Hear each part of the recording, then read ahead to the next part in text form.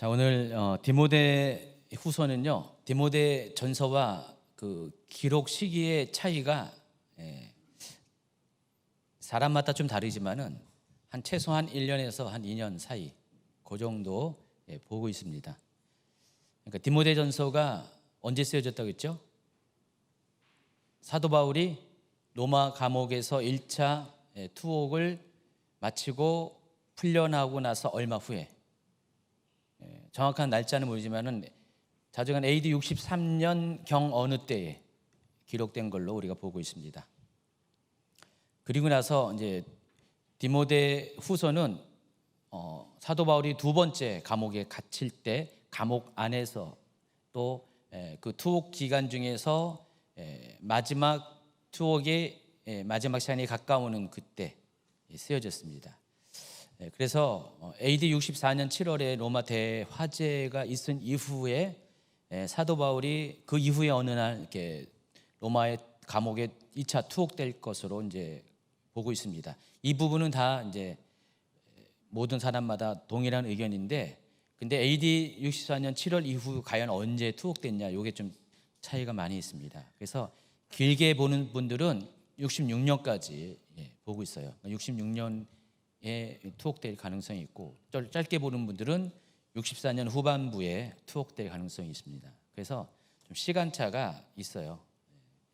저는 이제 그 한 2년 전후에 어느 시기 때에 빠르면 1년, 뭐 2년, 이 정도 시기에 투옥될 가능성이 있습니다. 그렇게 보면은 한 65년 전후에 투옥될 가능성이 많습니다. 64년에 투옥됐으면은 아마 사도 바울이 한 2년 정도 투옥 생활한 다음에 66년 정도의 순교의 가능성이 있고요. 좀 더 길게 보면 67년, 68년까지 얘기하는 사람은 드물고요. 길게 봐서 67년까지 보고요. 보통 66년 정도, 66년에서 67년 사이에 사도 바울이 순교했을 것으로 이제 추정을 합니다. 다 이때의 그 모든 연대표는 다 추정이죠. 정확한 건 아니죠. 추정이기 때문에 여러분 대충 어떤 그 그림을 그때쯤 돼서 사도 바울이 이 편지를 기록했다라는 것 정도만 알고 계시기 바랍니다. 어쨌든 사도 바울이 두 번에 걸쳐서 로마 감옥에 투옥이 됐는데, 첫 번째 투옥 때와 두 번째 투옥 때의 상황은 전혀 달랐습니다. 첫 번째 투옥은 로마 정부 입장에서는 사도 바울은 죄인이 아니었어요. 그런데 어쩔 수 없이 상황이 지금 사도 바울이 스스로 어느 정도는 감옥에 찾아 들어가는 어떤 상황이 되어버렸습니다. 그래서 로마 정부 입장에서는 중재인으로 대하지 않았고요. 일단 사도 바울이 황제에게 자신의 소송에 대해서 재판을 이렇게 의뢰했기 때문에 그 황제에게 소송이 되어질 때까지 그 기다리는 기간 동안 연금 상태로 로마에서 셋집을 빌려서 연금 상태, 그러니까 자기가 돈 내 가지고 자기가 감옥에 들어가는 꼴이죠. 그때 연금 상태로 2년의 시간을 보냈습니다. 그래서 바깥에는 못 나가지만은 비교적 자유롭게 그 안에서는 행동을 했어요. 그래서 그 안에 찾아오는 손님들 다 맞이하면서 또 심지어 로마 사람들에게도, 문을 지키는 군인들에게도 복음을 전할 정도로 비교적 자유롭게 2년의 시간을 보냈어요. 근데 이번 두 번째 투옥 때는 상황이 전혀 달라서 이제는 중재인의 신분으로 감옥에 갇혔습니다. 왜냐하면은 그 상간에 어떤 일이 있었죠? 기독교 대박해가 일어나게 됐습니다. 그래서 이 박해로 인해서 그 모든 크리스찬들은 반체제 인사가 된 거예요. 로마 정부를 대적하는 그런 옛날식으로 하면 역적이 됐습니다. 역적 무리가 됐어요. 그래서 이 그리스도인이라는 게 발각되기만 하면 전부 다 체포당하고 감옥에 갇혀서 또 고문당하고 또 많은 수의 사람들이 순교를 당하게 됐죠. 그런 상황 가운데 베드로도 그렇고 사도 바울도 그렇고 로마에 있는 고난당하는 그런 그 성도들을 위해서 스스로 로마를 찾아간 케이스입니다. 죽기 위해서 찾아간 거죠. 그래서 그런 상태에서 상황 가운데 바울은 체포됐고, 그래서 진짜로 감옥에 갇히게 됐습니다. 그래서 디모데후서 1장 16, 17절 보면은 사도 바울이 어떤 상황 가운데 어떤 모습으로 감옥에 갇힌 것을 힌트를 볼 수가 있습니다. 읽어주세요. 원하건대 주께서 오네시보로의 집에 긍휼을 베푸시옵소서. 그가 나를 자주 격려해 주고 내가 사슬에 매인 것을 부끄러워하지 아니하고 로마에 있을 때 나를 부지런히 찾아와 만났음이라. 그림에 보시면은 사도 바울이 이렇게 사슬이 이거 많은 겁니다. 이렇게 사슬에 매여가지고 정말 중재인들한테는 이렇게 손과 발에 사슬을 매죠. 감옥에 있으면서도 저렇게 사슬에 매여서 중재인 취급을 당했다. 지금 그 얘기를 하고 있다는 것입니다. 첫 번째 투옥과 두 번째 투옥은 이렇게 상당히 분위기가 달랐다는 사실을 아시기 바랍니다. 어쨌든 2년 가까운 시간 동안에 사도 바울은 감옥에 있었을 것이고요. 어느 정도의 시간이 되니까 사도 바울이 1차 때와는 달리 자기가 풀려나지 못할 것을 예감합니다. 여러분 1차 때는 사도 바울이 풀려날 것을 예감해가지고 편지를 썼잖아요. 편지를 써서 빌립보 교인들에게 편지를 쓰고 또 빌레몬에게 편지 써가지고 내가 곧 갈 거다. 빌립보 교회도 갈 거고 너희에게도 갈 거고 골로새도 갈 거다라고 미리 이렇게 예고까지 했어요. 자기가 석방될 것을 알았어요. 근데 여기 반대로 디모데 후서에는요 자기가 죽을 것을 예감했습니다. 그래서 그 이야기가 4장 6절부터 나와 있습니다. 전제와 같이 내가 벌써 부어지고 나의 떠날 시각이 가까웠도다. 나는 선한 싸움을 싸우고 나의 달려갈 길을 마치고 믿음을 지켰으니 이제 후로는 나를 위하여 의의 면류관이 예비되었으므로 주 곧 의로우신 재판장이 그날에 내게 주실 것이며 내게만 아니라 주의 나타나심을 사모하는 모든 자에게 도니라. 자, 이 내용을 보면 지금 이 디모데후서는요 그 성격상 마치 유언을 담은 편지 같죠. 이 4장 6절 7절 8절 보면은 특별히 4장 6절 7절에 보면은 나의 떠날 시각이 가까웠다 하면서 자기의 죽음을 예고하면서 마치 유언과 같은 유언장과 같은 느낌의 그런 내용이 담겨져 있습니다. 실제로 공식적으로 사도 바울의 서신 중에서 이 디모데후서가 시기적으로 맨 마지막 시기에 쓰여졌어요. 사도 바울의 생애 맨 마지막에 공식적인 사도 바울의 저작이 13편의 시편이 성경이 있는데 편지가 있는데 맨 마지막에 기록된 것이 디모데후서입니다. 그러니까 생애 가운데 맨 마지막에 기록돼요. 다음 주에 이제 히브리서 이야기할 거예요. 히브리서가 이제 가장 논란이 되는 그 저자가 누구인지 모르거든요. 신약성경의 다른 성경들은 전부 다 저자가 누구인지 아는데 히브리서는 저자가 누구인지 몰라요. 근데 여러 설들이 많아요. 근데 저는 개인적으로 바울일 가능성이 많이 있어요. 그래서 그건 빼고 그때 가서 설명을 하고요. 일단 기록된 그 바울 저작이 확실한 13편의 편지 중에서 가장 마지막에 쓰여진 것이 바로 디모데 후서라는 것을 아시기 바랍니다. 또 디모데 후서는 어떤 성격이냐? 감옥에 있는 바울이 오네시보로를 통해서 에베소에서 온 오네시보를 통해서 에베소 교회 형편을 들어요. 그러니까 디모데가 지금 당한 그 상황을 들었습니다. 들을 때마다 이게 좀 쉽지가 않다는 것을 알았어요. 그래서 이 소식을 들은 디모데는 디모데전서 마찬가지로 이 목회 현장에서 힘들게 사역하고 있는 이 디모데에게 디모데전서처럼 똑같이 정말 이렇게 목회의 선배로서 이제는 이제 마지막으로 이제 죽을 때가 가까이 왔기 때문에 더 신중한 마음으로 더 자기 속에 있는 것들을 나누어 주기 위해서 목회에 필요한 그런 중요한 어떤 지침들을 기록을 했어요. 그래서 목회 서신입니다. 성격이 그런 성격이라는 것을 아시기 바랍니다. 기록 시기는 AD 한 66년 겨울 전에 쓰여질 가능성이 많습니다. 왜냐하면 디모데후서 4장 9절에 보면 너는 어서 속히 나에게로 오라. 디모데에게 지금 편지를 써서 이렇게 디모데가 올 것을 요청하죠. 그러면서 너는 겨울 전에 나에게 오라 그랬습니다. 뒤에 보면은요, 앞인가 뒤인가 보면은 겨울 전에 디모데가 가야 될 이유가 있습니다. 겉옷을 가져가야 돼요. 들어와 있는 가보의 집에다 맡겨놓은 겨울옷, 겉옷을 갖고 가야 되기 때문에 이것 때문에 더 겨울에 올 것을 요청했고, 아마 디모데는 사도 바울의 이런 요청을 듣고 바로 아마 출발해서 겨울 전에 도착했을 가능성이 많습니다. 그러면 그게 AD 66년하고 67년 그 사이의 겨울이거든요. 그러다 보니까 이 디모데전서는 66년을 넘어가지 않고 66년 아마도 가을 이전에 기록될 가능성이 많죠. 이제 본문으로 바로 들어가겠습니다. 개론 끝났고요. 네, 본문으로 들어가겠습니다. 디모데전서 개론 많이 참조하시고요. 요거는 이제 디모데 후서와 관련된 더 추가적인 내용만 제가 설명을 드렸습니다. 인사말이 벌써 또 이제 바로 먼저 나오고요. 1장 1절 2절. 항상 바울이 저작인 신약성경은 전부 다 편지이기 때문에 항상 앞에는 인사말이 기본적으로 나와요. 그리고 맨 끝날 때는 마지막 또 인사말, 끝내는 말이 나와요.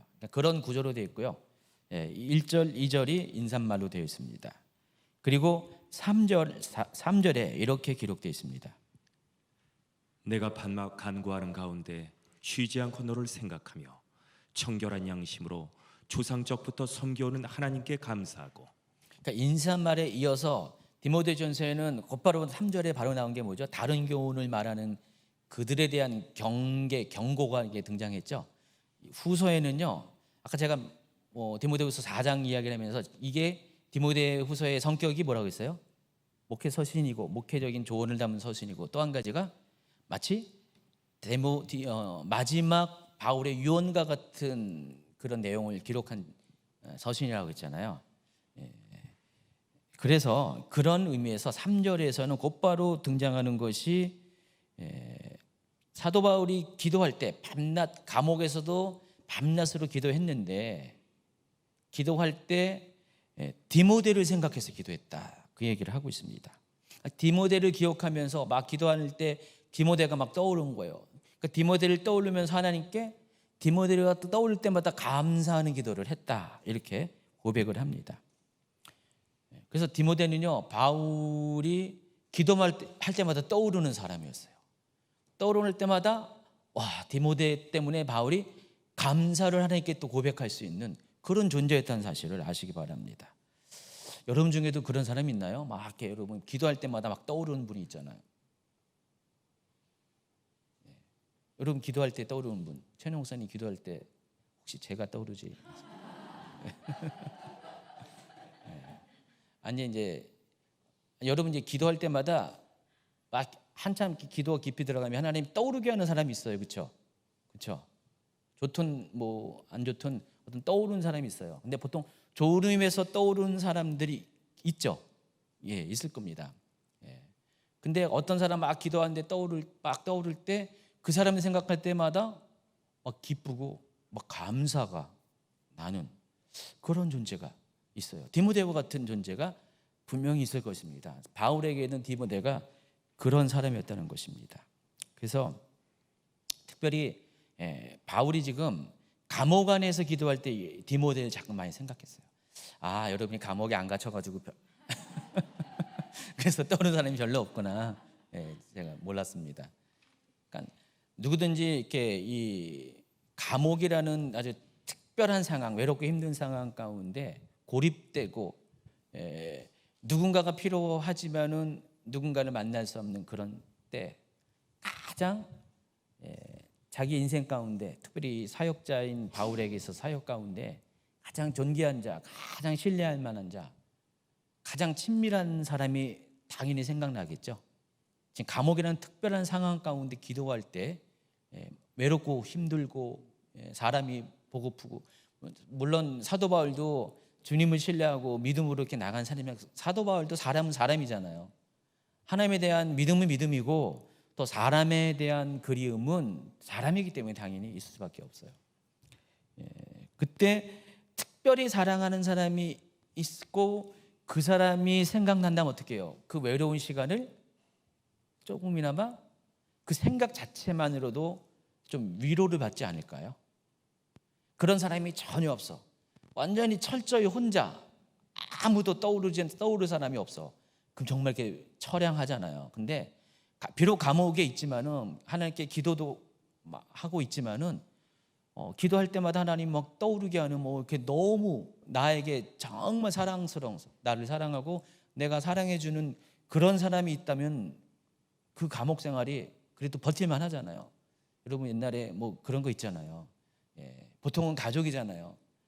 보통은 이제 부부간에 남편이 감옥에 막 갇혀 있어요. 무슨 독립운동을 하다가 막 갇혀 있습니다. 딱 갇혀 있는데 힘들고 어려운 상황인데 그래도 가족이 떠오르는 거예요. 가족이 있다 보니까 아내를 생각하면 어떻게 해요? 다시 살아나가야겠지, 버텨야 되겠다 하는 힘이 있잖아요. 지금 그 얘기를 하는 겁니다. 디모데가 바울에게는 그런 존재예요. 여러분 바울이 결혼을 안 했기 때문에 가족이 없습니다. 그리고 이 정도 나이가 되면은 이미 부모는 다 죽었을 거고 형제도 별 의미가 없어요. 그렇죠? 그리고 자식도 없잖아요. 아내도 없고 자식도 없으니까 바울에게 있어서는 정말 가족 같은 사람이 있을 거예요. 바로 그 사람 중에 하나가 디모데라는 것을 아시기 바랍니다. 그래서 평소 아끼고 사랑하고 또 자기와 친밀했던 이 디모데를 떠오르면서 디모데가 내 사람이라는 것, 디모데가 나와 여지껏 같이 있고 지금도 내가 부르면 올 수 있는 그런 사람이라는 것을 생각하니까 마음이 조금 외로움이 거치면서 좀 위로가 되고 격려가 됩니다. 그런 마음이 들었다는 것을 표현한 거예요. 그래서 디모데 보기를 간절히 원합니다. 그래서 4절 보세요.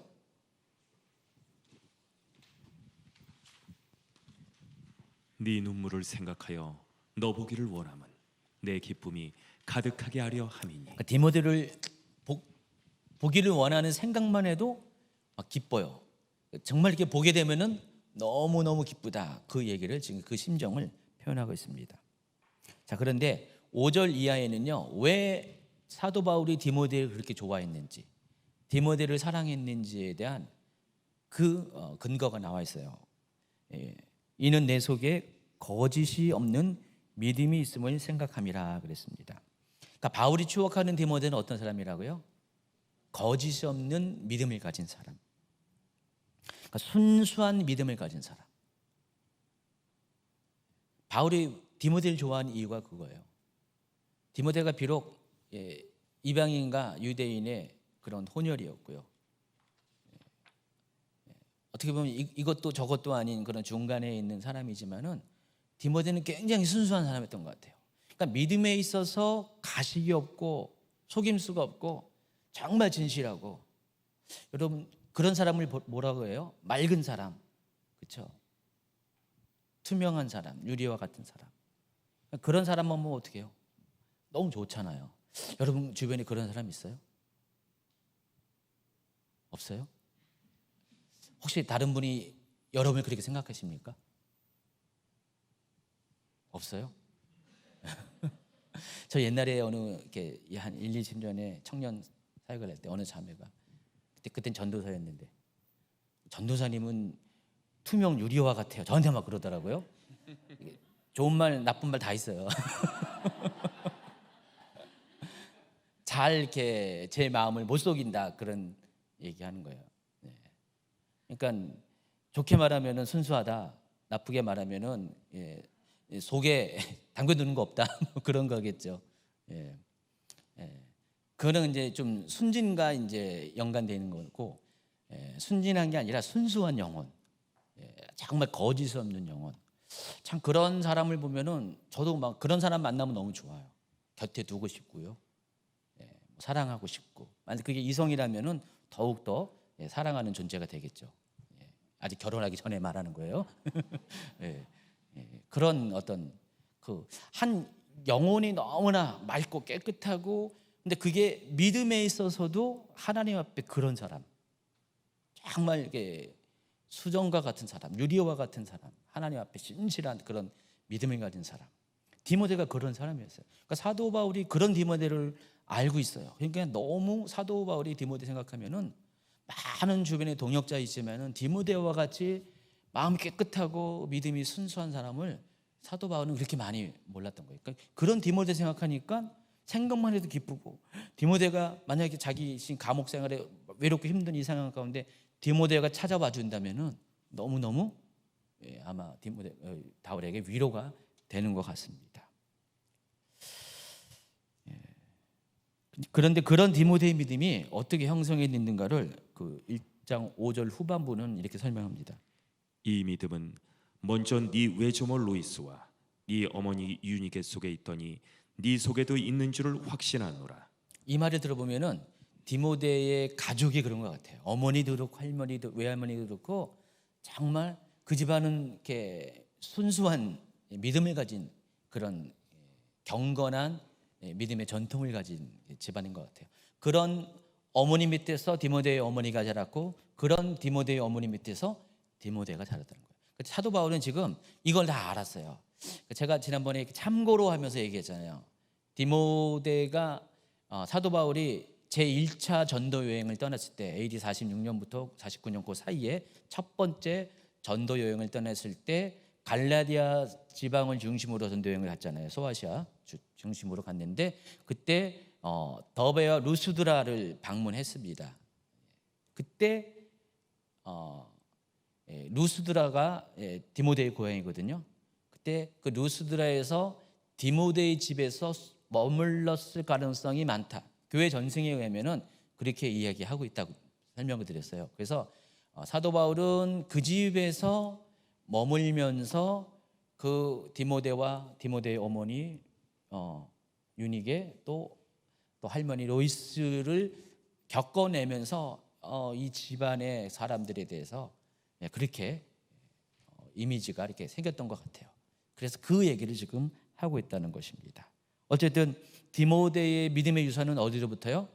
할머니, 어머니부터 계속해서 내려왔다는 사실, 경건한 믿음의 전통을 가지고 디모데가 그렇게 거짓 없는 믿음, 순수한 믿음의 사람으로 됐다는 것, 그만큼 이 가정이 중요한 것 같습니다. 이런 대부분 가족 안에서 믿음이, 이런 측면에서 믿음이 온전한 가족들은요, 자녀들도 대부분 이렇게 따라갑니다. 뭐 이렇게 그러지 않은 자녀도 있겠지만은 많은 경우에 딱 그 아이를 보면은 부모님이 다 연상이 되고요. 그러면은 나중에 만나면은 역시나 그런 게 많이 이렇게 보여집니다. 여러분도 여러분의 자녀가, 여러분이 깨끗한 믿음을 소유하면 여러분의 자녀도 깨끗한 믿음으로 자랑을 하게 돼 있습니다. 그렇죠? 예. 꼭 그런 부모님 또 그런 자녀가 되길 바랍니다. 바울은 디모데가 복음 전하는 사역자라서 분발할 수 있도록 이어서 몇 가지의 동기부여를 위한 그 몇 가지 조언들을 권면들을 합니다. 첫 번째가 1장 6절입니다. 그러므로 내가 나의 안수함으로 네 속에 있는 하나님의 은사를 다시 부릴 듯 하게 하기 위하여 너로 생각하게 하노니. 이게 이제 번역이 참 이렇게 애매해요. 번역을 어떻게 이해하냐에 따라서 해석이 좀 달라요. 다른 방향으로 가는데 제가 여러 가지 번역본들을 다 참조를 했어요. 또 이거 관련된 주석도 다 참조를 했는데 그냥 제가 결론을 내렸어요. 저는 포인트를 어떻게 맞추느냐, 이렇게 맞춥니다. 여기 보니까 바울이 디모데가 과거에 안수받을 때를 지금 추억을 하는 거예요. 디모데에게 지금 너 그때 장로회에서 안수받았던 거 생각나지 않니? 장로회 때 언제 안수받았어요? 디모데전서 4장 14절에 보면은 내 속에 있는 은사 곧 장로회에서 안수받을 때 예언을 통하여 받은 것을 가볍게 여기지 말며, 여기 이게 표현을 보면 지난 강의 했죠. 디모데가 처음에 사역자로 세움을 받은 거는요, 바울이 단독적으로 디모데를 뭐 이렇게 딱 너 이제부터 사역자야, 내 조수야 이렇게 한 게 아니라 공식적으로 장로의 모임 가운데서, 장로의 회에서, 다시 말해서 사역자의 모임 가운데서 안수를 한 거예요. 안수를 해가지고 그때 예언을 통해서 소명도 다시 한번 일으켜주면서 사역자를 세운 거예요. 그때 그 시간대에 어떤 일이 있었냐면은 그때 디모데에게 하나님의 은사들이 많이 부어졌던 것 같아요. 여기서 이 은사라고 표현하는 것이 카리스마라는 단어를 사용했거든요. 카리스마가 우리가 알고 있는 그 성령의 은사에 해당하는 그 은사예요.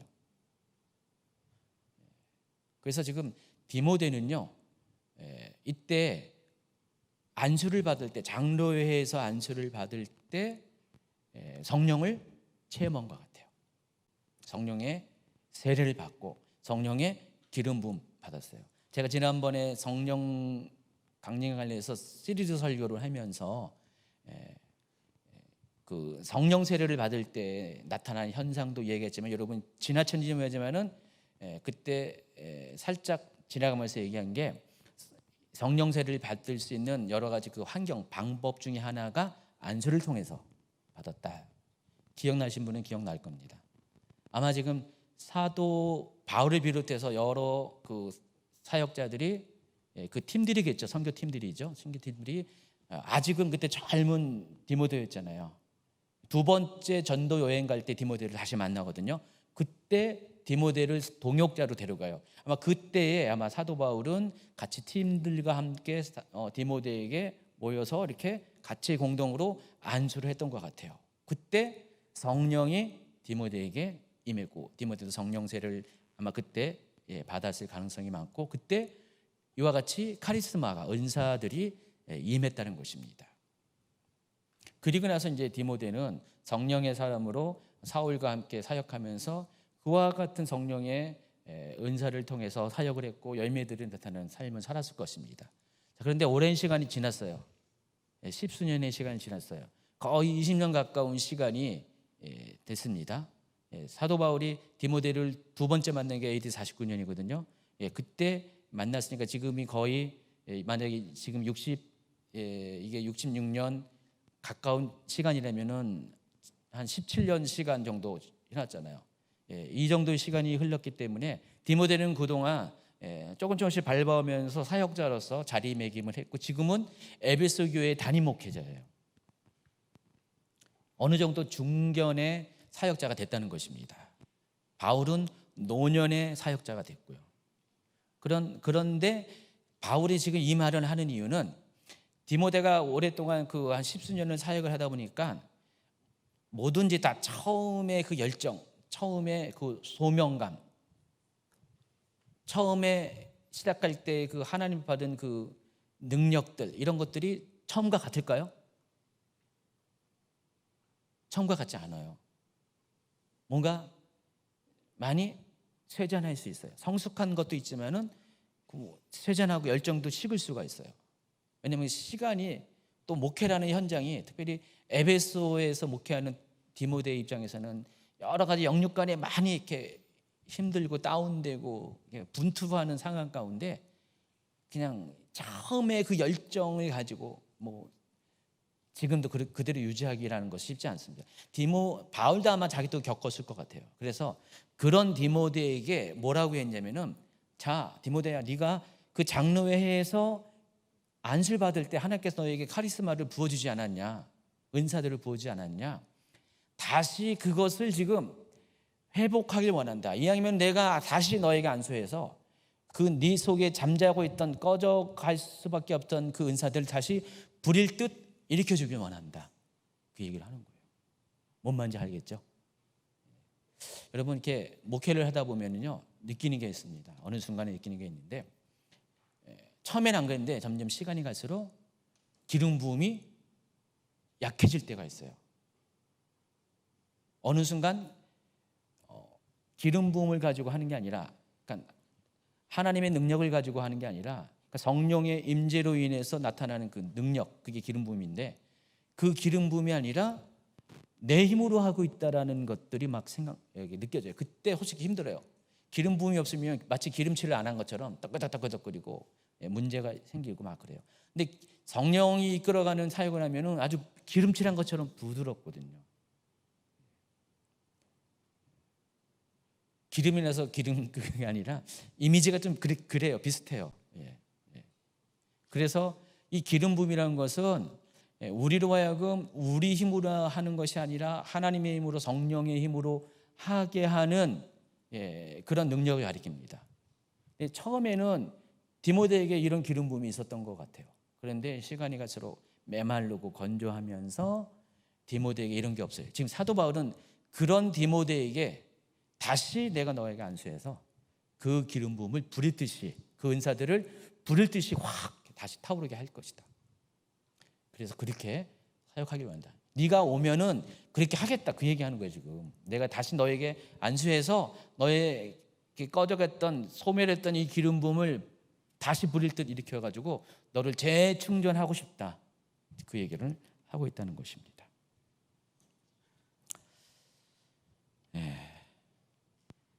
됐고요. 그래서 7절에 보니까 하나님이 우리에게 주신 것은 두려워하는 마음이 아니요 오직 능력과 사랑과 절제하는 마음이다. 그러니까 다시 기름 부음을 회복하면은 하나님께서 이와 같이 디모데에게 두려운 마음을 없애버리고 능력과 사랑과 절제하는 마음으로 다시 재충전해 주겠다, 그 얘기를 하고 있습니다. 그러니까 지금 목회자로서 목회자인 디모데에게 한 조언이잖아요. 첫 번째 뭐라고요? 잃어버렸던 이 기름 부음을 다시 부릴 듯 회복해서 그걸 가지고 그것 때문에 더 이상 환경 때문에 두려워하는 마음이 아니라 오직 능력과 사랑과 절제하는 마음으로 다시 출발하라, 이제 그 얘기를 하고 있습니다. 두 번째 권면이 뭐냐? 8절입니다. 그러므로 너는 내가 우리 주를 증언함과 또는 주를 위하여 갇힌 자 된 나를 부끄러워하지 말고. 두 가지를 부끄러워하지 말 것을 당부합니다. 첫 번째, 복음 전하는 것. 사도, 여기는 내가 우리 주를 증언함, 그러니까 사도 바울이 복음 증언하는 것, 또 그로 인해서 사도 바울이 갇힌 것에 대해서 부끄러워하지 말 것이라고 얘기합니다. 여기서 이 부끄러워한다는 것은 다른 것이 아니라 그냥 우리가 말하는 그 부끄러움, 샤이가 아니라 이 부끄러움은 일종의 두려움이에요. 내가 이 복음 전하는 것을 두려워하는 그런 것을 부끄러움에 표현했어요. 그러니까 부끄러워하지 말라 한 것은 이것을 두려워하지 말라는 거죠. 그러니까 사도 바울이 복음 전하는 것 자체, 또 그것 때문에 감옥에 갇히는 것, 고난 당하는 것을 보고 너도 두려워하지 말라라는 것입니다. 오직 하나님의 능력을 따라서 복음과 함께 고난을 받아라. 그러니까 내가 그리한 것처럼 너도 복음 때문에 고난을 받을 것을 지금 사도 바울은 지금 디모데에게 권면하고 있는 거예요. 지금 권면이 그거예요. 아까 첫 번째 기름 부음을 다시 회복해서 부리듯 회복해서 다시 영성을 회복하라는 것입니다. 그리고 나서는 고난을 받으라는 거예요. 복음과 함께, 복음 전하는 것과 함께 또한 고난도 같이 받을 것을 이야기하고 있습니다. 왜냐하면 그것이 하나님으로부터 온 소명이기 때문에. 그러니까 이 복음 전도자에게 있어서 소명은 복음 전하는 것 자체가 소명이지만은 고난 또한 복음 전도자의 부르심이라는 것입니다. 그리고 또 그것은 그리스도 예수님 안에서 또 은혜이기도 하다는 것입니다. 그 얘기가 9절, 10절, 11절에 나와 있어요. 하나님이 우리를 구원하사 거룩하신 소명으로 부르심은 우리의 행위대로 하심이 아니요 오직 자기의 뜻과 영원 전부터 그리스도 예수 안에서 우리에게 주신 은혜대로 하심이라. 이제는 우리 구주 그리스도 예수의 나타나심으로 말미암아 나타났으니 그는 사망을 패하시고 복음으로써 생명과 썩지 않을 것을 내신지라. 내가 이 복음을 위하여 선포자와 사도와 교사로 세우심을 입었노라. 또 계속해서 사도 바울은 복음 전도자가 마땅히 이 고난을 받아야 될 이유가 첫 번째가 소명 때문에 그렇고, 두 번째가 하나님 그 자체가 은혜죠. 그리고 세 번째가 확신이 있기 때문에 이 복음과 함께 고난을 받는 것을 감당할 수가 있다고 합니다. 12절. 이로 말미암아 내가 또 이 고난을 받되 부끄러워하지 아니함은 내가 믿는 자를 내가 알고 또한 내가 의탁한 것을 그날까지 그가 능히 지키실 줄을 확신함이라. 복음 전도자에게는 세 가지 필요합니다. 첫 번째, 소명과 은혜와 확신. 이 세 가지가 있으면은 담대히 복음을 전하고, 또 복음 전한 것으로 인해서 고난 당하는 것조차도 능히 감당하게 된다는 것입니다. 지금 사도 바울은 디모데에게 지금 그렇게 이 세 가지를 가지고 복음과 함께 고난을 당당히 받으라고 권면을 하고 있습니다. 세 번째는 맡겨진 모든 것들을 지킬 것. 13, 14절.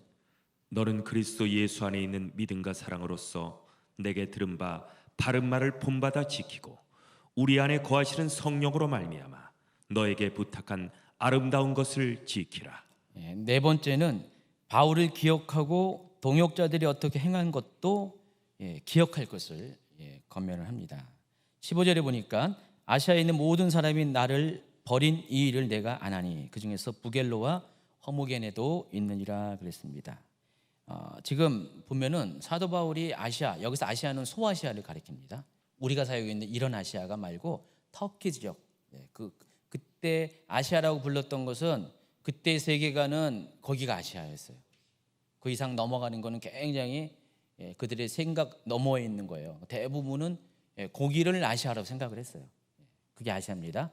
그래서 이 아시아에 있을 때 에베소나 뭐 골로새나 뭐 이런 그런 뭐 우리가 알고 있는 실대 도시 같은 그런 도시에 특별히 에베소 같은 경우죠. 많은 동역자들이 다수가 바울의 고난을 모른 채한 적이 많이 있었어요. 여기서 모든 사람이 나를 버렸다라는 것은 그 바울이 고난 당할 때 바울 편에 서지 않고 바울을 모른 채하고 떠나가 버린 것입니다. 마치 무슨 예수님이 고난 당할 때 제자들이 얘기한 것처럼 그런 사람들이 많이 있었어요. 근데 그 중에서 특별히 부겔로와 허무게네가 좀 그런 면에서 심하게 바울에게 상처를 주는 행동을 한 것 같습니다.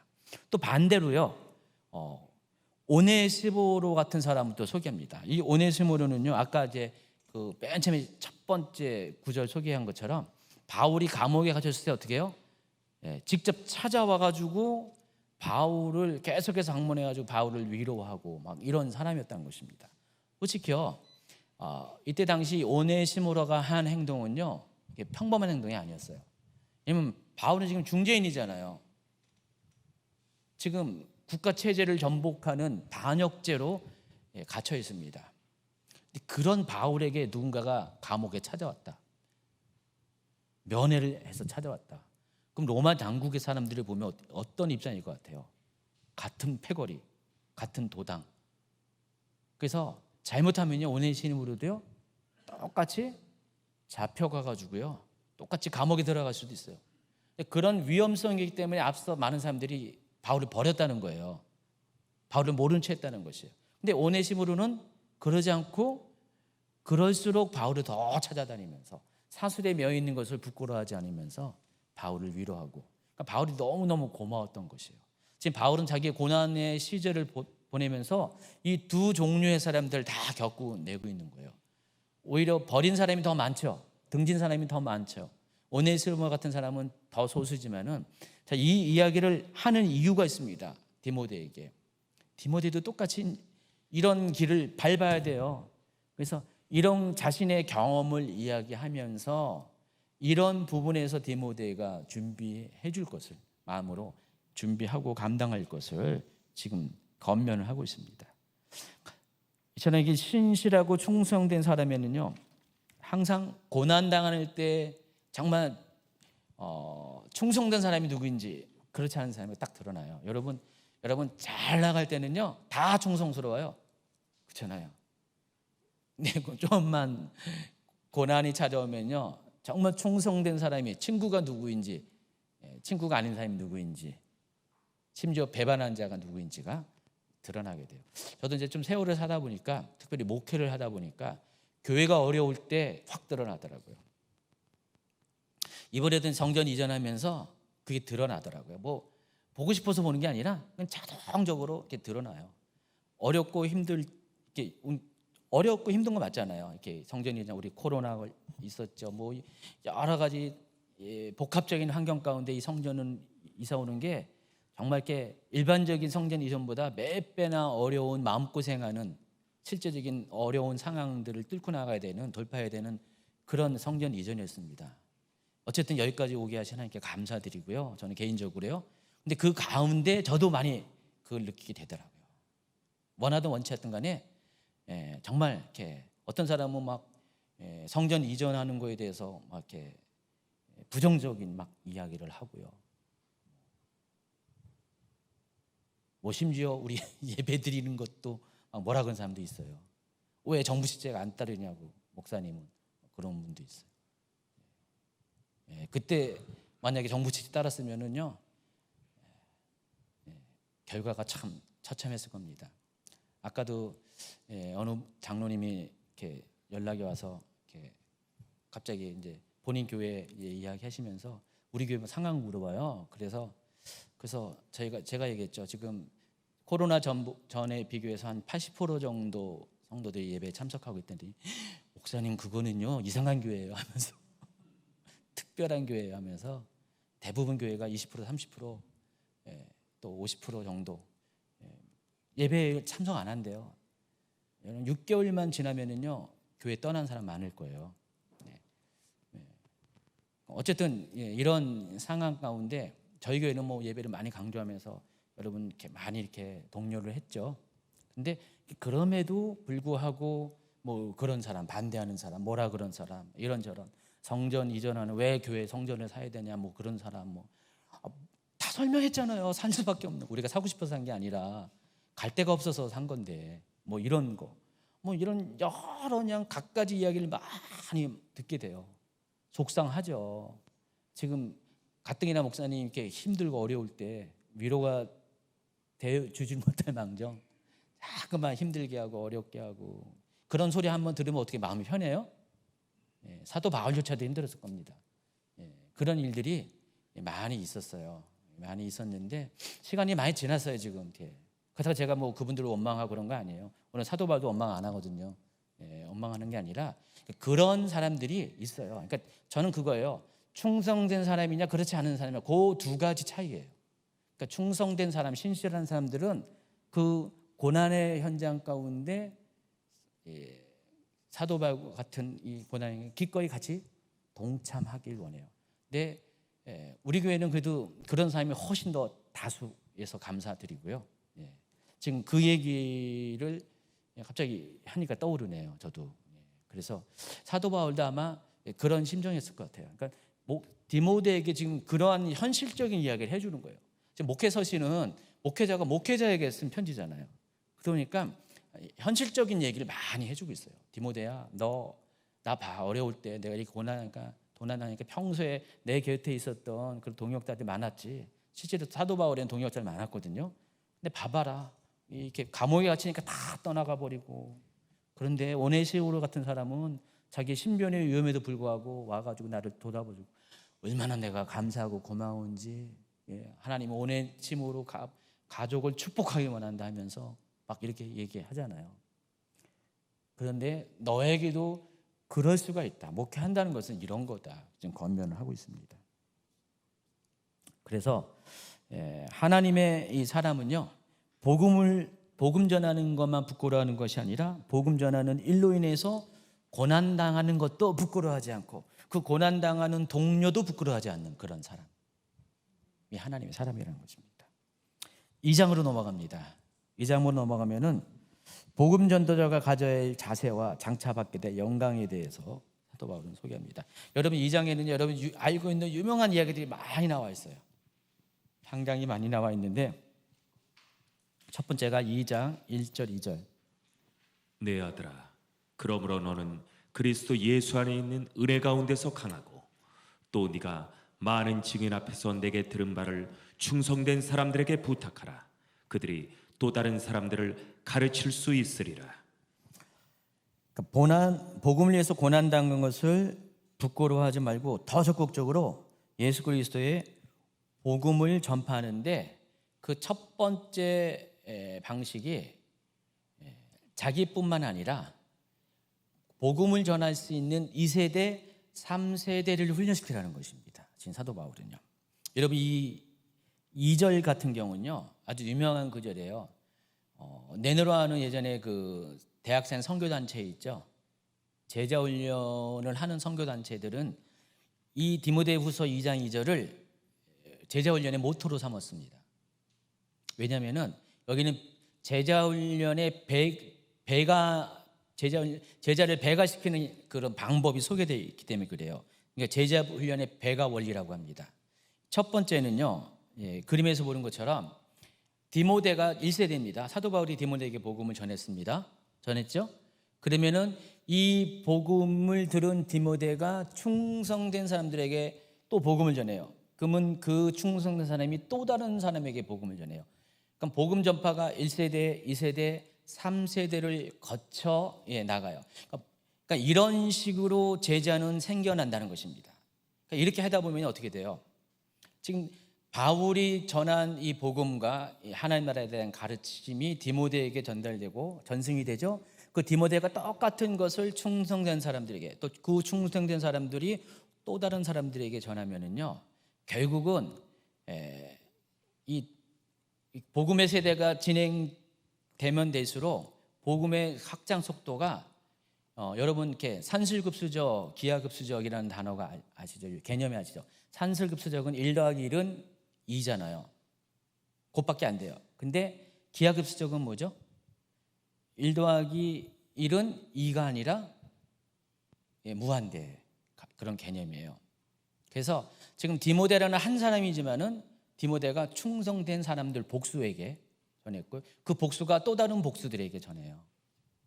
그래서 세대가 지나가면은요, 바울은 디모데 한 사람에게 복음을 전했지만은 한 1년, 2년 지나가 보세요. 보통 이제 제자훈련 그룹에서는 2년 정도의 어떤 그 제자훈련 그 라이프를 이렇게 주기를 이야기해요. 한 2년 정도 지나면은 얼마나 많은 사람들이 또 복음이 이렇게 제자가 됐는지 이런 것들 계산해요. 그러면 처음에는 한 사람 시작했지만은 좀 몇 년의 시간이 지나면은요, 정말 다수의 제자들이 이렇게 생겨나고, 그 모두 제자들은 그 뿌리를 거슬러 올라가면은, 누가복음의 족보식으로 거슬러 올라가면은 결국은 예수님의 제자가 되는 거예요. 그런 개념입니다. 지금 그런 개념을, 영적인 원리를 이야기해 주는 것입니다. 그래서 이거 보통 이런 가정에 가서 신앙적인 용어로 사도적인 계승이라고 합니다. 사도적인 계승이 어떻게 후대로 거슬러 내려가는 것을 설명해요. 사도인 바울로부터 디모데에게, 디모데로부터 충성된 사람들부터 또 다른 사람들에게 계속해서 바울 사도가 전했던 이 복음의 내용이 그대로 전승되는 그 얘기를, 원리를 이야기합니다. 그렇게 하라는 것입니다. 사도 바울은 디모데에게 그와 같은 식으로 사람들을 가르쳐라. 내가 너에게 가르친 그대로 너는 충성된 사람들에게 가르쳐주고, 충성된 사람들에게 부탁해서 또 다른 사람들을 가르쳐라. 그러면 그 또 다른 사람들이 또 다른 사람들을 할 거고, 또 다른 사람이 또 다른 사람을 해가지고 복음이 기하급수적으로 확산되도록 해라 이야기합니다. 그리고 또 3절부터는요, 복음 전도자가 가져야 될 자세를 3가지 비유를 통해서 이렇게 설명합니다. 첫 번째가 군사의 비유입니다. 너는 그리스도 예수의 좋은 병사로 나와 함께 고난을 받으라. 병사로 복무하는 자는 자기 생활에 얽매이는 자가 하나도 없나니 이는 병사로 모집한 자를 기쁘게 하려 함이라. 여러분 군대 안 다녀오셨잖아요. 여자분들을 안 다녀오셨죠? 근데 여자분들 세계에도 군대 같은 어떤 엄격함이 있는 선후배 그런 거 겪어본 분이 있죠. 근데 그런 거는 뭐 그런 건데, 근데 진짜 군대는 군인의 목표, 군인의 생명은 다 국가 수요를, 국민을 위해서 사는 거잖아요. 그래서 일단 군대에 딱 들어갔다는 것은 집을 떠나면서 뭘 포기해요? 자신의 삶을 포기하는 겁니다. 사생활을 내려놓고 새로운 조직 안에서, 그 조직 안에서 조직이 원하는 삶을 살기로 결단하고 군대를 가는 것입니다. 어렵잖아요. 근데 그 군대 조직에서 가장 원하는 게 뭐였죠? 우선순위의 문제였어요. 어떤 일이 있어도 명령에 따라주는 겁니다. 명령에 따라서 상관의 명령, 그 사령관의 명령을 따라서 군인들은 움직여야 돼요. 정말 죽으라면 죽으라는 신용까지 할 정도로 군인들은 그 명령 체계가 상당히 중요합니다. 이게 깨져버리면 군대가 와야 되죠. 그걸 다 알잖아요. 군대가 어떤 조직이라는 걸 알잖아요. 마치 그와 같이 좋은 병사는 그렇게 엄격한 그 군대의 룰을 지키면서 가장 중요한 것이 자기 생활에 얽매이는 자가 없는 것처럼 너 또한 예수 그리스도의 좋은 군사로 복음을 위해서 내 삶의 우선순위를 사생활을 내려놓고 복음을 위해서 고난받는 것에 먼저 그것을 기꺼이 감당하기를, 그렇게 해야지. 병사를 모집한 사람이 누구죠? 바로 예수님입니다. 군인을 이렇게 복음 전도의 병사를 모집한 예수님을 기쁘게 하는 삶을 살 것을 이야기합니다. 그래서 사역자에게 가장 중요한 게 사역과 삶에 있어서 우선순위의 문제를 지금 짚어주고 있어요. 특히 이게 뭐 당연한 것 같은데요, 잘 안 돼요. 저도 이제 이게 겪어보면 그래요. 겪어보면은 우리 교회도 사역자들 많이 있잖아요. 이렇게 사역자 아니더라도 사역자와 같은 교회 리더십들이 있잖아요. 근데 이렇게 하는 사람이 많을 것 같은데 실은 안 그래요. 딱 상황이 되면 딱 티가 나요. 그래서 제가 알아요. 어떤 사람이 충성되는지, 어떤 사람이.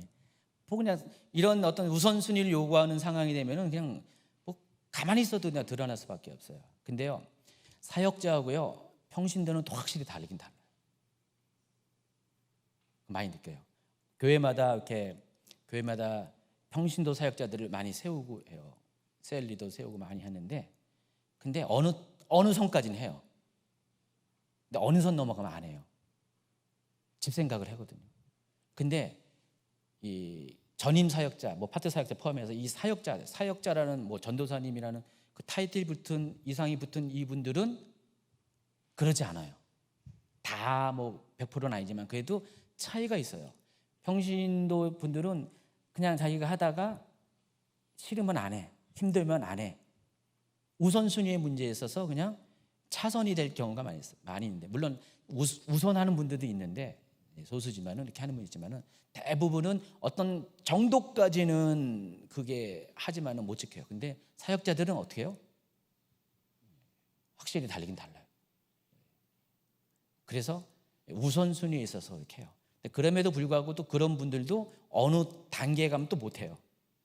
그래서 올라가면 올라갈수록 평신도부터 시작해가지고요, 그냥 세신자부터 집사님, 권사님, 장로님 뭐 이렇게 쭉쭉 평신도도 올라가고, 또 사역자도 전도사님부터 쭉쭉 올라갈수록 담임 목사까지 쭉 가다 보면은 그 우선순위에 있어서의 지키는 그 충성도가 차이가 있다는 것은 아주 분명하다는 것을 알 수가 있습니다. 지금 그 얘기를 하고 있습니다. 두 번째가, 경계하는 자가 법대로 경계하지 아니하면 승리자의 관을 얻지 못할 것이며, 지금 사역자가 그 가져야 될 두 번째 자세 중에 비유로 설명하죠. 경계하는 자의 비유를 통해서, 경계하는 자는 반드시 룰을 지켜야 돼요. 규칙대로. 아무리 힘이 세고 아무리 빨라도 힘을 요구하는 경기, 또 속도를 요구하는 경기, 자기가 갖고 있는 것이 아무리 좋아도 룰대로 안 하면 뭐예요? 실격이죠. 그래서 하나님 나라의 일도 마찬가지예요. 룰대로 하라는 거죠. 근데 그 룰이 뭘까요? 규칙이 뭘까요? 경계 규칙. 하나님 말씀이라는 것입니다. 그러니까 하나님 말씀대로 해라는 것입니다. 거기서 어긋나는 행동을 하지 말 것을 이야기합니다. 세 번째가, 수고하는 농부가 곡식을 먼저 받는 것이 마땅하니라 그랬습니다. 수고하는 농부도 역시 복음을 전하는 사역자입니다. 그러니까 복음 전하기 위해서 전심전력하는 사역자입니다. 근데 이 사역자에게는 제일 먼저 그 사역으로 인한 열매를 제일 먼저 보상을 받는다는 것입니다. 이게 영적인 원리라는 것이에요. 복음 전도자에게 그 보상이 되는 열매가 뭘까요? 한 영혼이겠죠. 그리고 목회자에게 있어서는 보상이 되는 열매가 뭘까요? 그것도 마치 한 영혼입니다. 그래서 전도를 해가지고 한 영혼이 정말로 예수 믿기로 결정하면은 그보다 기쁜 일이 없죠. 또 목회자도 마찬가지예요.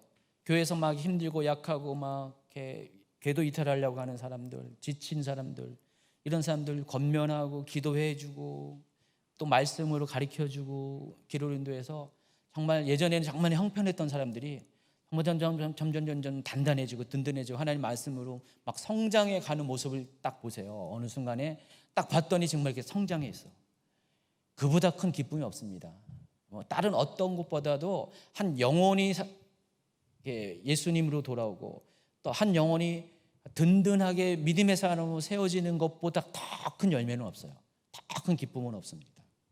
사역자는 이것을 취하는, 가장 먼저 취하는 그런 사람이라는 것입니다. 바로 이어서 복음 전도자가 받게 될 영광에 대해서 이렇게 말합니다. 내가 말하는 것을 생각해 보라. 주께서 범사에 너에게 총명을 주시리라.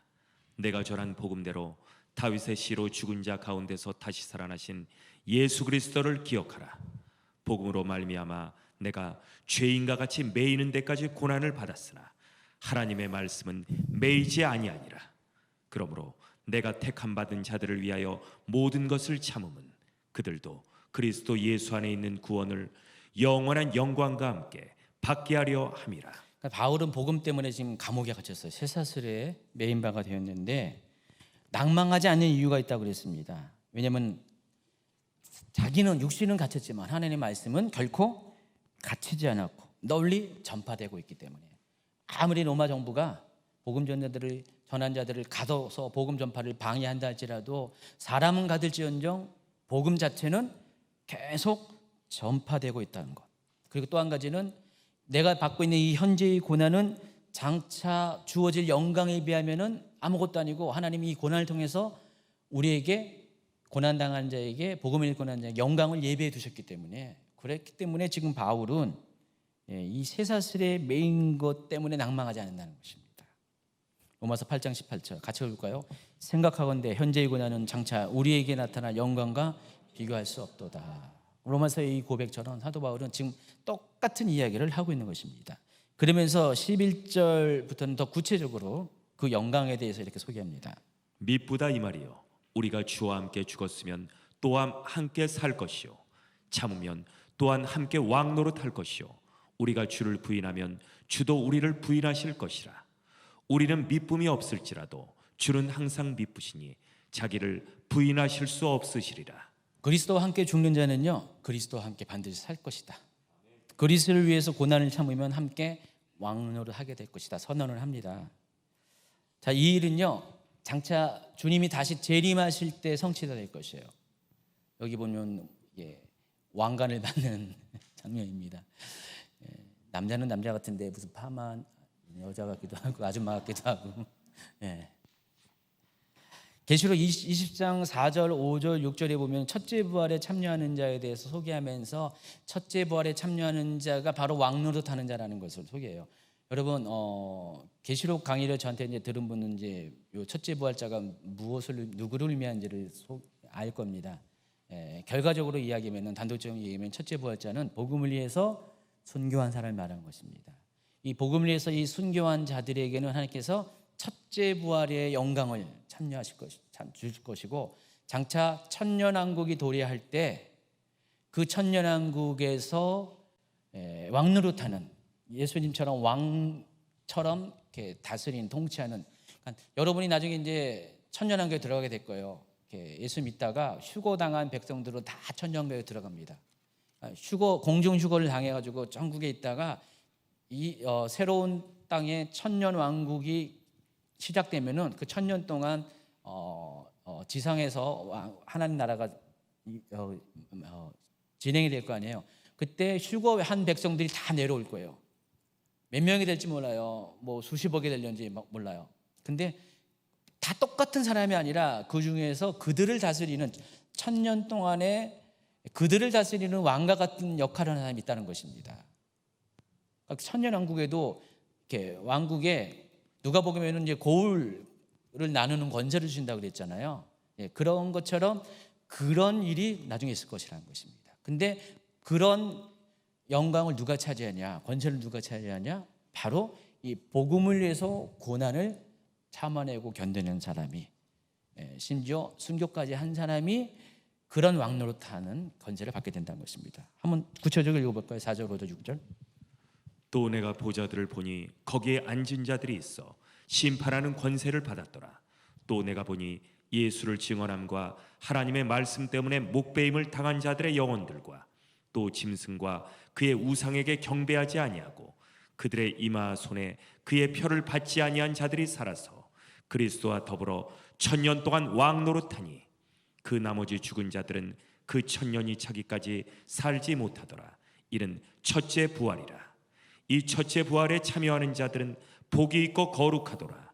둘째 사망이 그들을 다스리는 권세가 없고 도리어 그들이 하나님과 그리스도의 제사장이 되어 1000년 동안 그리스도와 더불어 왕 노릇하리라.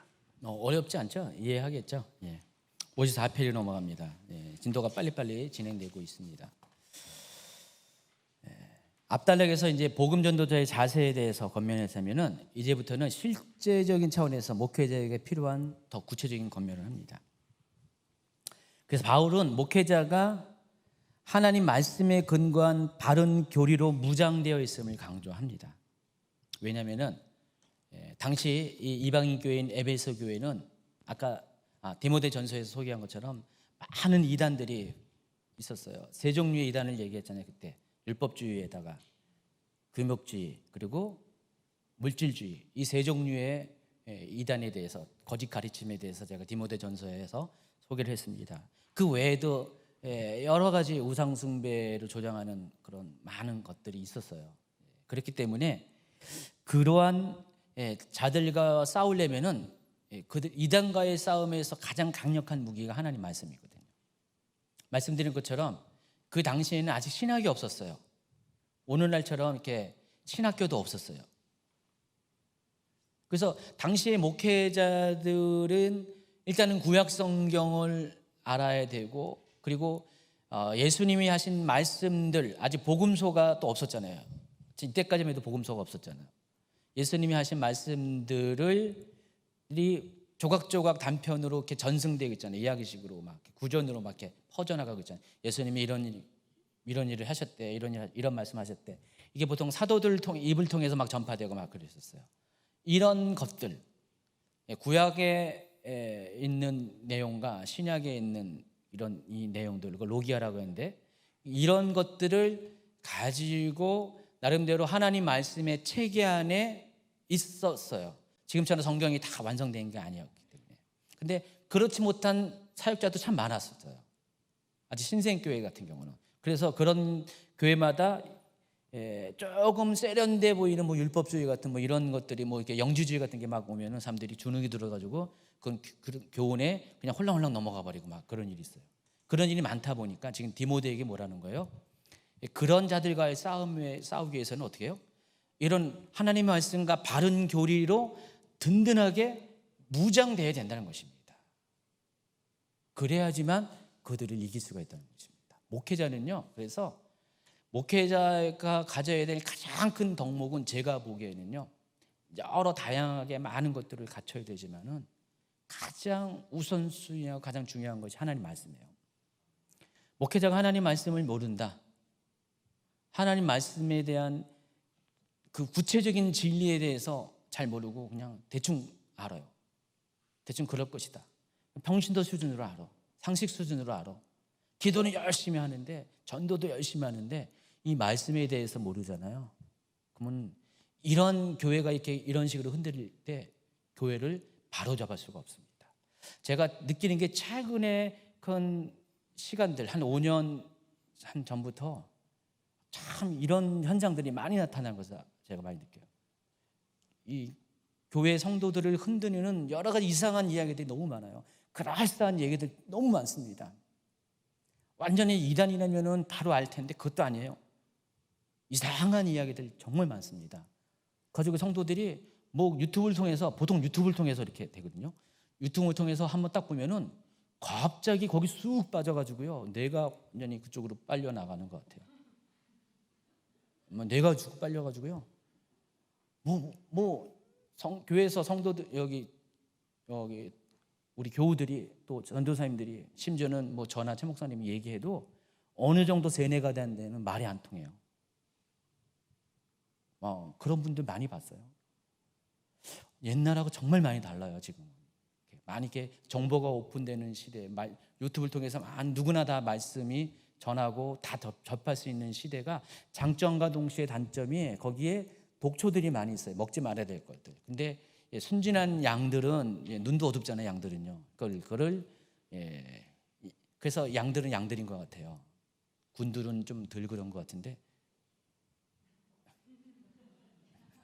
좋군데 알아들으지 못해. 남자들은 늘 하는데 여자들은 사모함이 많으니까 그 양, 미스, 그 양들은 양들인 것 같아요. 그래서 그냥 뭐 뭔지도 모르고 덥석 불고요. 맛이 좀 새롭거든요. 안 먹어보던 거거든요. 그러니까 거기에 그냥 빠져가지고 어느 날 갑자기 교회를 떠나버려. 저는 저희 교회만 그런 분들이 뭐 있는 줄 알았더니 보편적인 거더라고요. 다 여기 모든 교회들이 그런 애들이 많아요. 그런데 그런 싸움에서 결국은 뭐예요? 목회자가 말씀으로 바로 서 있지 못하면요 말이 안 돼요. 통할 수가 없고요. 권면도 못 해요.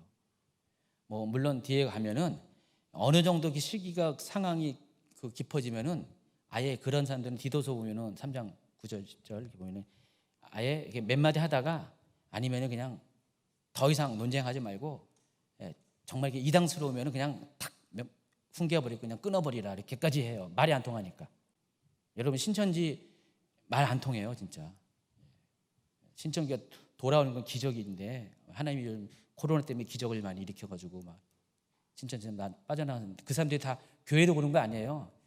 불신으로 돌아가든지 아니면 딴 데로 갈 가능성이 많아요. 근데 결국 이 주의 종은요 하나님 말씀으로 짐건승부를 할 수밖에 없습니다. 지금 디모데에게 지금 그걸 강조하고 있어요. 제가 이렇게 열심히 이렇게 하잖아요. 그다지 많이 안 보잖아요. 그다지 별로 재미없어요. 딱 이렇게 들으면은 너무 지루해. 요즘은 안 지루한 건가요? 좀 낮았나요? 제가 좀 정신을 차려가지고 덜 지루하게 하긴 하죠, 그렇죠? 이렇게 말씀으로 이렇게 정통적으로 이 말씀으로만 깊이 파는 것들은 사람들이 좀 별로 재미없어요. 그냥 감성을 일으키고요, 뭐 영적인 터치를 해주고 이런 것들은요, 그런 것들은 막 이렇게 반응을 하는데 이 말씀으로만 이렇게 하는 것들은 10명 중에서 한 9명은 그런 거 좋아하고 10명 중에서 한 1명 정도만 이렇게 좋아해요. 사람들이 그렇다는 거죠. 좀 그런 건데, 근데 그럼에도 해야 돼요. 제가 그래서 사명감 안 되니까 내가 아니면 누가 하냐 이거예요. 그럼에도 해요. 그래서 저는 그거 다 공개하잖아요. 엊그저께도 제 친구 목사님이 이제 왔는데 자료 다 줬어요. 저는 누구든지 다 주는데 다 오픈하잖아요. 그래서 고마워하더라고요. 그 목사님, 친구 목사님도 아니 그렇게 해주니까 본인은 좀만 이렇게 다듬으면 되니까 좋아하시더라고요. 해야 돼요. 해가지고 이 말씀으로 이렇게 성경 66권을 제대로 알아야 돼요. 여러분 이렇게 보세요. 제가 이제 티칭하는 거 보면은 여러분 몰랐던 거, 오해했던 거 되게 많이 나오죠. 그렇죠? 그러면 그거 갖고 이상한 얘기하는 경우가 생기거든요. 지금 옆으로 많이 샜습니다. 어쨌든 결론은 진리의 말씀을 옳게 분별해라 그 얘기합니다.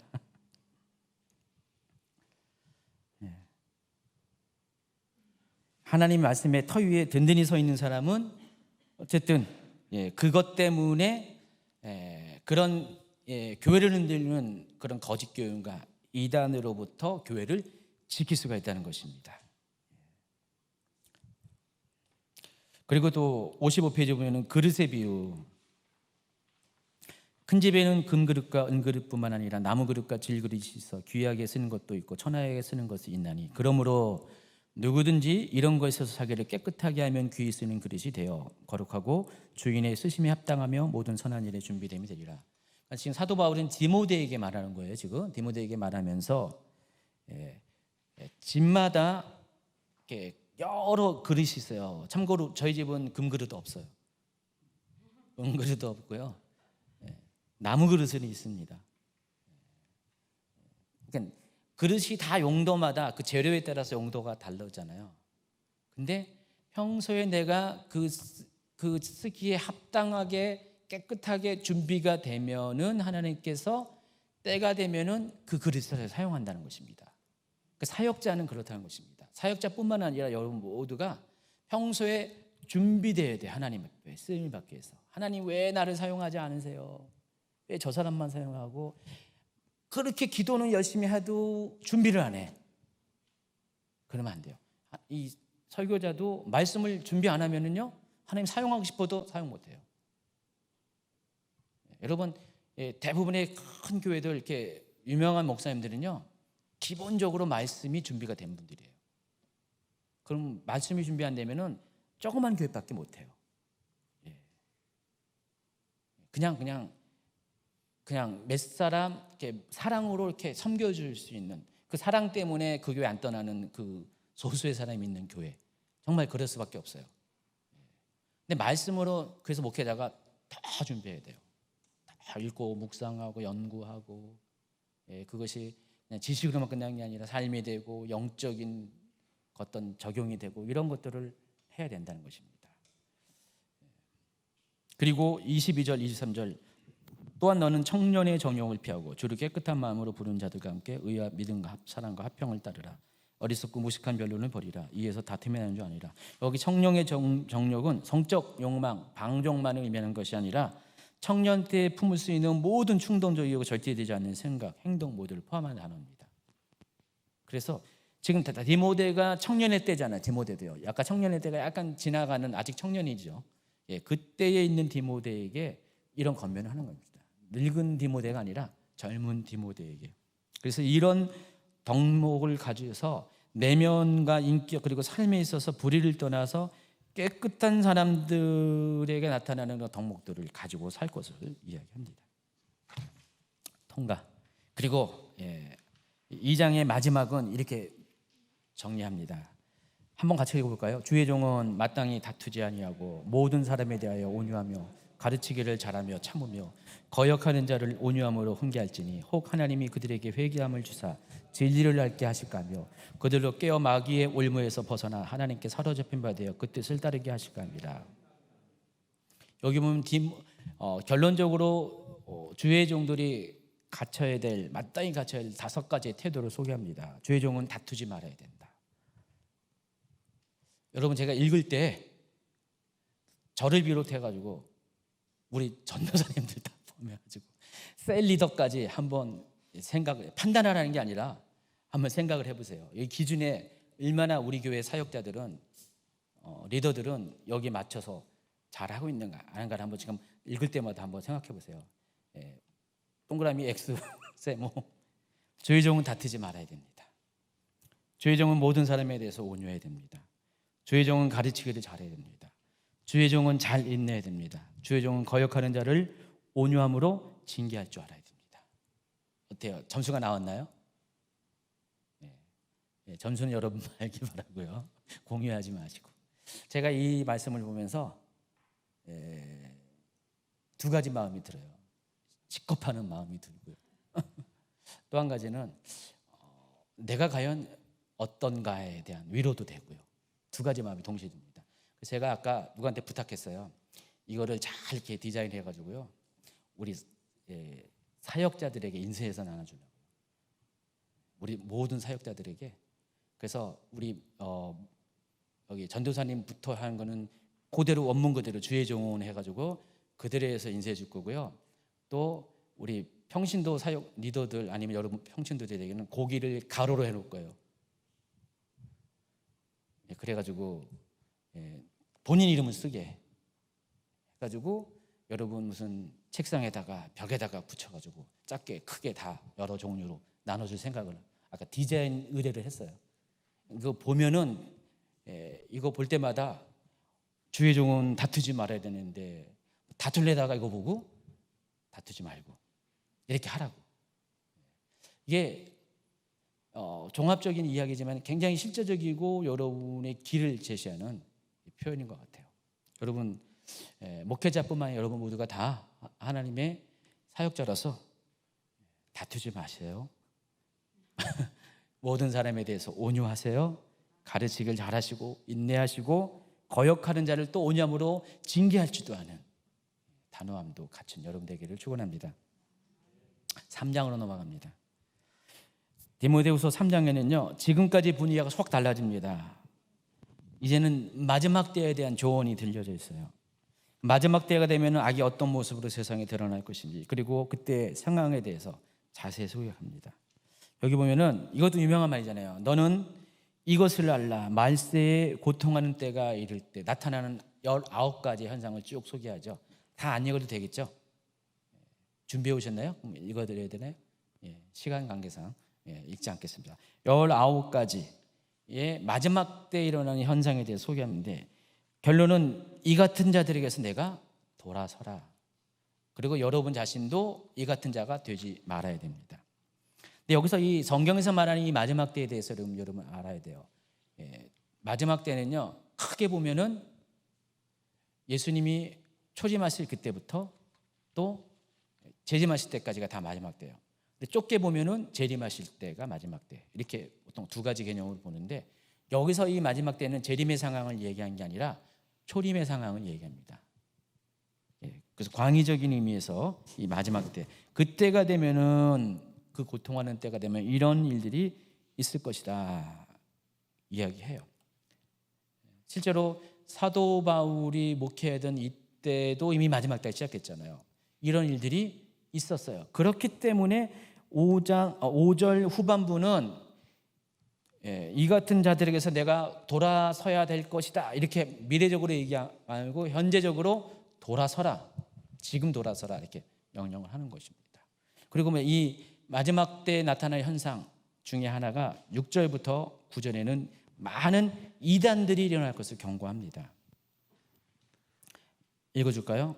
그들 중에 남의 집에 가만히 들어가 어리석은 여자를 유인한 자들이 있으니 그 여자는 죄를 중히 지고 여러 가지 욕심에 끌린 바 되어 항상 배우나 끝내 진리의 지식에 이를 수 없느니라. 여기까지만요.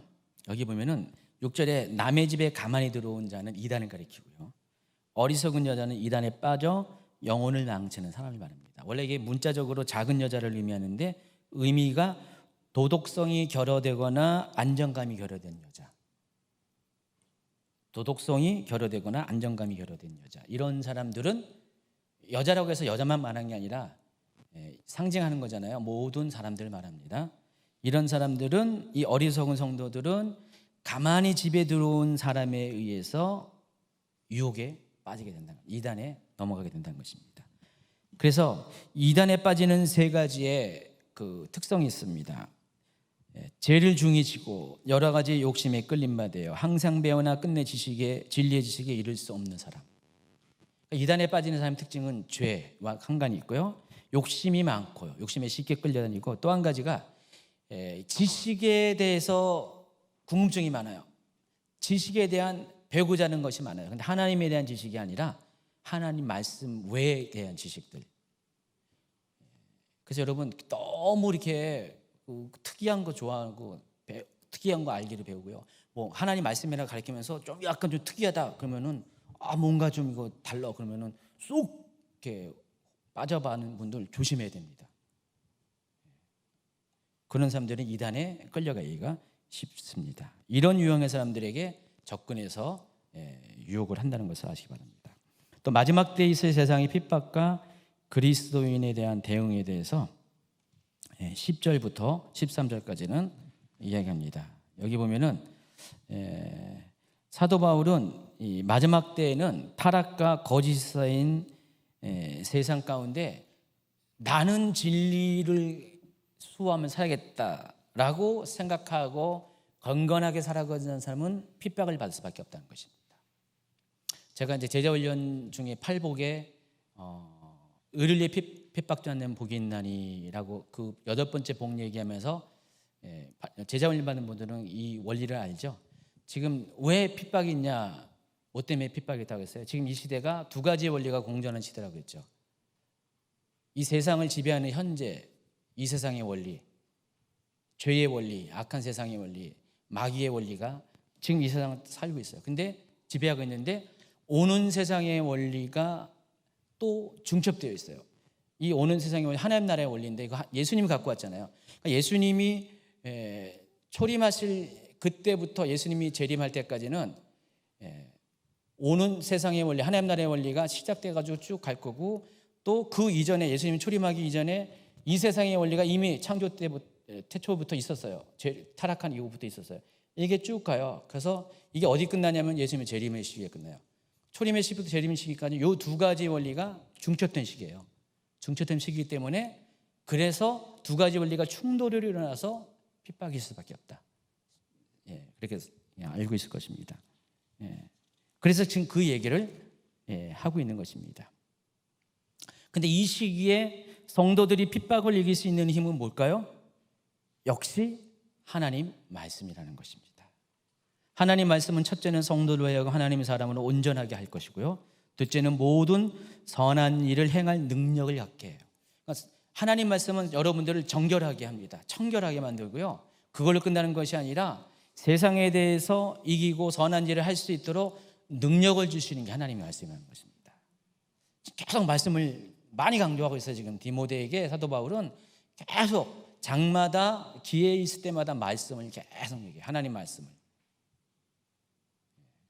이단과의 싸움도 하나님 말씀. 이 마지막 때에 제대로 살려면은, 청결하게 살려면, 온전하게 살려면은, 능력 있는 삶을 살려면 결국 또 하나님 말씀 계속 강조하고 있다는 사실을 아시기 바랍니다. 이제 마지막 4장으로 넘어갑니다. 얼마 안 남았습니다.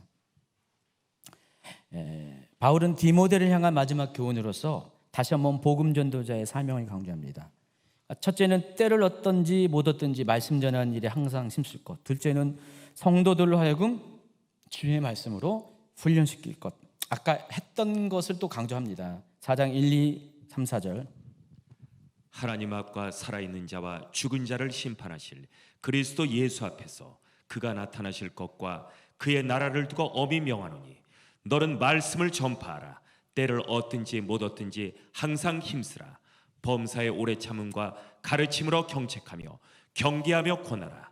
때가 이르리니 사람이 바른 교훈을 받지 아니하며 귀가 가려워서 자기의 소욕을 따를 스승을 많이 두고 또 그 귀를 진리에서 돌이켜 허탄한 이야기를 따르리라. 그렇기 때문에 이 사역자는 모든 일에 신중하고 고난을 받으며 복음 전하는 일과 가르치는 이 직무를 다해야 된다고 5절에 추가적으로 이야기하고 있습니다. 59페이지 넘어가면은 이제 이런 모든 이렇게 무거운 이야기들은 겉면들은 다 이렇게 끝냈고요. 이제 마지막으로 이 편지를 마감하면서 사도 바울은 이와 같이 자신이 임박한 주기를 예견하면서, 그리고 지나온 날대로 회상하고 앞으로 자신이 받을 상급에 대해서 기대를 합니다.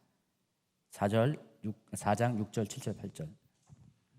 천지와 같이 내가 벌써 부어지고 나의 떠날 시각이 가까웠도다. 나는 선한 싸움을 싸우고 나의 달려갈 길을 마치고 믿음을 지켰으니 이제 후로는 나를 위하여 의의 멸관이 예비되었으므로 주 곧 의로우신 재판장이 그날에 내게 주실 것이며 내게만 아니라 주의 나타나심을 사모하는 모든 자에게 도니라.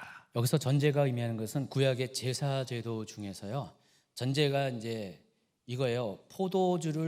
피를 상징하는 포도주를 뿌리는 겁니다. 근데 보통 이 전제가 제사를 마무리할 때, 뭐 희생제사를 마무리할 때 이런 행위를 합니다. 그래서 바울은 지금 전제가 제사를 마무리하는 그런 사인처럼 이렇게 행해지는 것을 빗대어서 자기도 마찬가지로 전제처럼 부어지고 있다. 그 마지막 희생제사의 마지막 순서로 자기의 삶이 지금 부어지고 있고, 자기가 이제 이 세상에서 곧 떠날 시각이 가까이 왔다. 죽음이 임박한 시간이 가까웠다라고 고백을 합니다. 그리고 지금까지 자기 자신을 평가해요. 선한 싸움을 싸우고 달려갈 길을 마치고 믿음을 지켰다. 그렇기 때문에 하나님께서 곧 나에게 승리의 면류관을, 의의 면류관을 주실 것이다. 나뿐만 아니라 나와 같이 예수님의 재림을 사모하는 모든 자들에게 그렇게 줄 것이다 라고 이렇게 고백을 합니다. 그리고 마지막으로 9절에 디모데에게 너는 어서 속히 내게로 와라. 내가 죽을 날이 가까웠으니까 한마디로 보고 싶어. 디모데, 여기 보세요. 대만은 세상을 사랑해 떠났고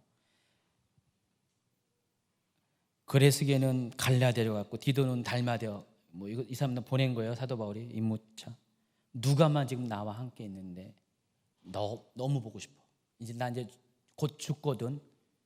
떠날 시가 가까우니까 꼭 와라. 두기고는 내가 내 대신해서 에베소로 보냈으니까 임무 교대하고 지금 와라. 지금 그 편지를 쓰고 있습니다. 그러면서 13절에 보니까 올 때 드로아 가보의 집에 든 겉옷을 갖고 오고 또 특별히 가죽 종이에 쓴 책을 갖고 와라 이렇게 이야기합니다. 그리고 21절에 너는 겨울 전에 어서 와라 이렇게 합니다. 그래서 지금 아까 얘기한 것처럼 지금 이 편지를 쓴 시기가 아직 겨울이 오기 전이에요. 이제 좀 있으면 겨울이 오기 임박한 아마 가을 무렵에 쓸 가능성이 많습니다. 그래서 전달됐고 디모데에게 바로 겨울 되기 전에 와서 나와 함께 있기를 원한다. 그러면서 바울은 대적하는 일을 조심할 것을 주의시킵니다. 그러면서 알렉산더 이야기하고요. 알렉산더가 특별히 그리했습니다. 바울에게는 동역자가 참 많았어요. 근데 반대자도 상당히 많았습니다. 바울은요. 친구도 많고요. 적도 많았습니다. 또 바울이 어려울 때 바울의 처지를 외면하고 등을 돌려 떠났거나 바울을 구명하는 일에 적극적으로 개입하지 않는 이들도 많았습니다. 바울이 지금 자기 살아온 것을 쭉 회고하는 거예요. 이런 일 저런 일이 있었고 동역자 중에서 나를 인정해 주기도 하고 비판하기도 하고 처음에는 잘했다가도 막 나중에는 욕하고 떠나고 막 자기를 막 이렇게 재판대에서 막 힘들게 한 알렉산더가 그랬거든요. 그런 사람도 있고요. 뭐 여러 이렇게 사람들을 겪은 것들을 다 기억하면서 지금 바울이 그런 것들 쭉 얘기하면서 그럼에도 불구하고 16절에 보면은 그들에게 허물을 돌리지 않기를 원하노라 그랬습니다. 그런 이유가 아무리 그런 일이 있어도 하나님께서 결국은 나에게 어려운 상황 가운데 사자의 입에 들어갈 것 같은 그런 위기의 상황 가운데서도 하나님 나를 도와주셔서 마침내 나를 건져주셨고 또 모든 힘을 감당할 수 있도록 힘을 주셨기 때문에 쭉 인생을 돌아보니까 아무리 방해가 있었어도 하나님의 종에 대해서 하나님께서 위기 때마다 다 건져주셨고 결국은 임무를 사명을 감당할 수 있도록 도와주셨기 때문에 이제는 그런 모든 것에서 굳이 마음이 매이거나 섭섭하거나 그러지 않는 거예요. 죽을 때 갖고 오면 다 그런 것 같아요. 그렇죠? 바울도 마찬가지로 죽을 때가 가까우니까 그걸 다 내놓습니다. 그리고 마지막으로 인사합니다. 19절 21절에 보면은 브리스가와 아굴라와 및 오네시보로의 집에 문안하라. 여기 이 세 명의 사람들은 다 에베소에 살고 있는 사람들이고요. 에라스는 고린도에 있고 드로비모는 병들어서 밀로를 두었다. 그런 자세한 얘기를 하고 너는 겨울 전에 어서 오라. 으블로와 부데와 리노와 글라우디아 다 이게 좀 이렇게 좀 낯설은 이름들이죠. 여기만 등장하죠. 글라우디아는 많이 쓰이는 건데 이 세 명의 으블로, 부데, 리노 다 로마에 서 있는 로마 성도들입니다. 이 로마 성도들을 또 문안을 이렇게 디모데에게 합니다. 그리고 22절에 나는 주께서 내 심령이 함께 계시길 원하노라. 은혜가 너희와 함께 있을지어다. 참 재밌는 것은 이 마지막 절의 이 마지막 뒷부분에 은혜가 너희와 함께 있을지어다 통해서 지금 이 편지가 수신자가 디모데 혼자가 아니었다는 것을 뒤늦게 알게 해줍니다. 지금 이 편지는 1차적으로 디모데에게 쓰여져 있고 또 후차적으로는 바로 에베소 교회 성도들 전체에게 전해집니다. 그래서 제가 지금 이제 마감하면서 그런 거예요. 지금 솔직히 이 디모데후서는요, 제가 우리 사역자들 이렇게 수련회 갈 때, 그 워크숍 갈 때 예배 드리거든요. 그때 단골로 몇 년째, 한 4, 5년째 예배 때마다 이 디모데후서 갖고 제가 사역자 예배 때 이렇게 말씀을 전해요. 제가 계획한 것도 아닌데 항상 이렇게 이걸 찝어요. 이 중에서 어느 걸 찝고 어느 걸 찝고 그렇게 되더라고요.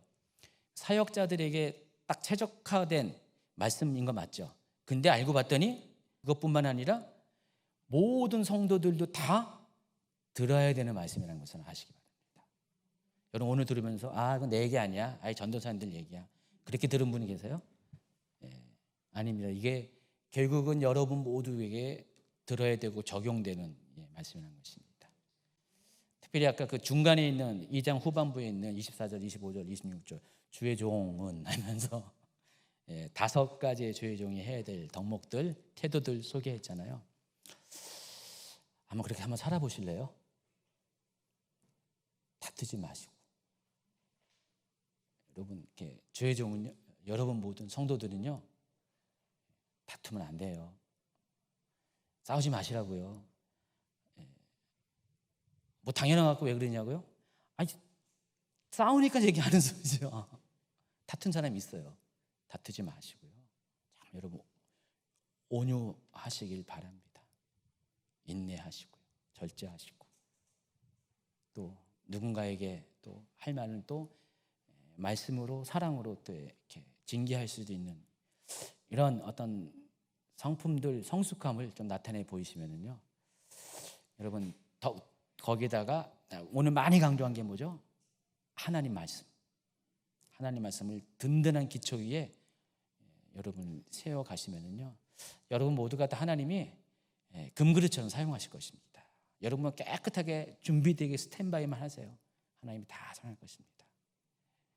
사용하셔가지고 여러분 모두가 다 하나님 나라의 신실한 청지기, 정말 하나님이 예수님 다시 오실 때 잘했다, 착하고 충성된 종아라고 여러분을 이렇게 불러줄 수 있는 여러분 되시기를 예수님 축원합니다.